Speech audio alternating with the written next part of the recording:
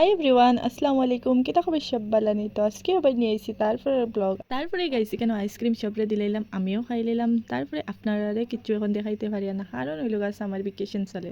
এর লাগিন গরো কুটুমে বড়া আর ইতা উমাইস্তর কিতা ভিডিও বানাইতাম গাইস, আর দেখাই নিবাই অবস্থা। তারপরে ইনো দেখাই নি আল্লাহ টাইম বেলা টানে লই লিবা আর ফরচুন দলাও ইহা তারা আইলে পুরা বিয়া বাড়ি গিয়া আইলে মরা বাড়ি ও অবস্থা হয়। আর কিতা করতাম, নিজেও ছোটবেলা এটা নানি বাড়িত গিয়া করছি, তারারে কিতা হইতাম।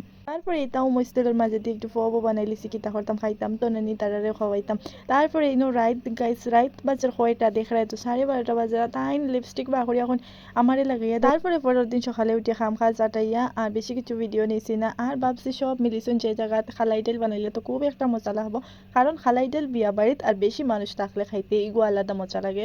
তারপরে এখানে বাড়াইয়া দেখি তাইন বাইক লইয়া কই যেতে লাগে, তাই না তারা যেতে লাগে। আর পরে আমারও কইলা একটু বাইকও বউ লইয়া যেতে বেলে কই। তারপরে তাইন আমার জিগাইলা যেন তাইন বাইক চালাইয়া লইয়া গেলে কোনো খানো আমি যাইমুনি তান লগে।